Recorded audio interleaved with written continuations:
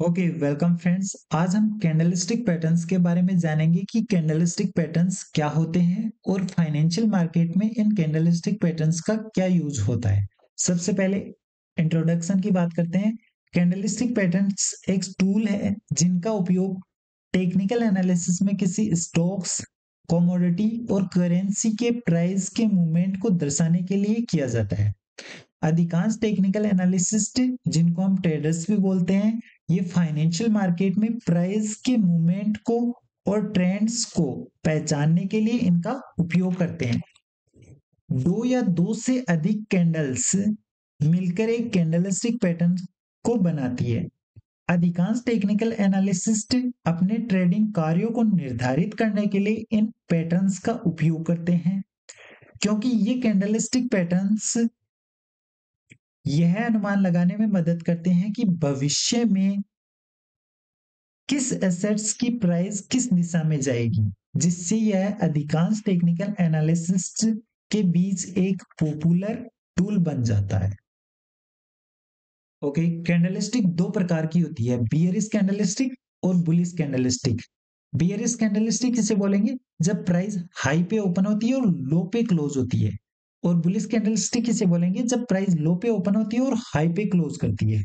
अब बात करें, जैसे बियरिश कैंडलस्टिक की बात करें तो 50 रुपए पर प्राइस ओपन होती है। बायर्स प्राइस को 55 रुपए तक लेके जाते हैं, लेकिन यहाँ पर सेलर्स एक्टिव होकर प्राइस को वापस नीचे लाते हैं और 35 रुपए तक प्राइस को नीचे ले आते हैं। लेकिन यहाँ पर बायर्स ने वापस फिर से कोशिश की और 40 रुपए पे ये कैंडल क्लोज हो जाती है। तो इस कैंडल ने 50 रुपए पे ओपनिंग की और 40 रुपए पर क्लोजिंग दी। तो 50 रुपए से 40 रुपए नीचे है, तो सेलर्स ने इस प्राइस को कंट्रोल किया है। तो ये सेलर्स ने अगर प्राइस को कंट्रोल किया तो ये बन गई बियरिश कैंडलस्टिक। ऐसे ही अगर प्राइस बायर्स ने प्राइस को कंट्रोल किया होगा तो वो बनेगी बुलिश कैंडलस्टिक। जैसे कि यहाँ पर प्राइस 50 रुपए पे ओपन होती है, सेलर्स ने प्राइस को नीचे लाने की कोशिश की 45 रुपए तक, लेकिन यहाँ पर वापस बायर्स एक्टिव होते हुए प्राइस को ऊपर ले जाकर यहाँ पर 65 रुपए तक लेके गए। लेकिन यहाँ पर प्राइस सेलर्स ने वापस कोशिश की नीचे लाने की और इस कैंडल ने 60 रुपए पे क्लोजिंग दी, यानी कि 50 से 60 ज्यादा है। तो बायर्स ने प्राइस को कंट्रोल किया है। ऐसे ही जब 60 पे क्लोजिंग दी है तो ये एक बुलिश कैंडलस्टिक बनी।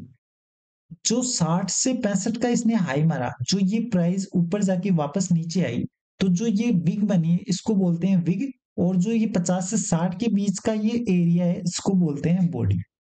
अब बात करेंगे type of candlestick pattern. Candlestick patterns के कितने प्रकार होते हैं? ओके, कैंडलस्टिक पैटर्न्स तीन प्रकार के होते हैं, bullish candlestick patterns, bearish candlestick pattern और continuation candlestick pattern. Bullish candlestick pattern वे पैटर्न होते हैं जो बाजार में तेजी के संकेत देते हैं। इनको ग्रीन कलर से दिखाया जाता है। ये रिवर्सल कैंडल्स के रूप में भी काम करते हैं, इसलिए हम इन्हें बुलिश रिवर्सल पैटर्न भी बोलते हैं।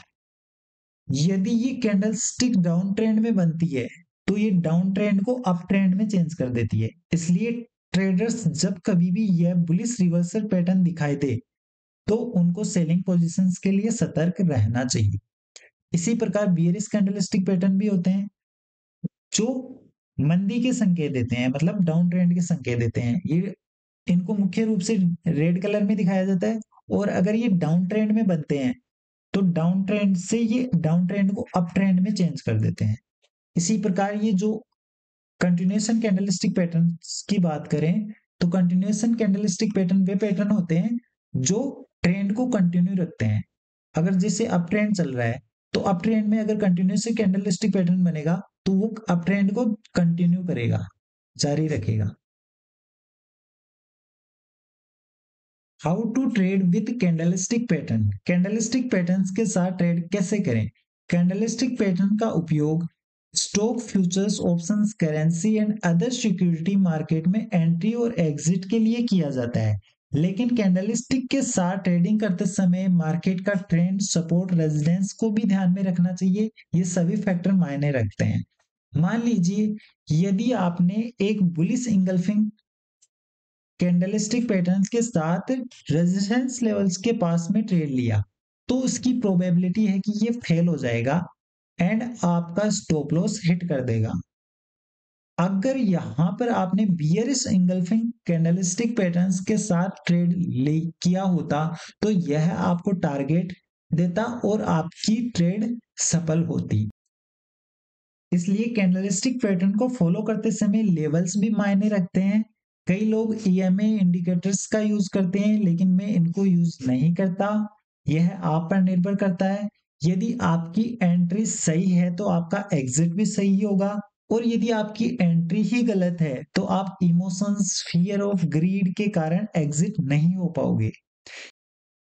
कई ट्रेडर आमतौर पर अपनी एंट्री को कंफर्म करने के लिए कैंडल की क्लोजिंग का वेट करते हैं। हालांकि मैं इसे कॉमन अप्रोच मानता हूं।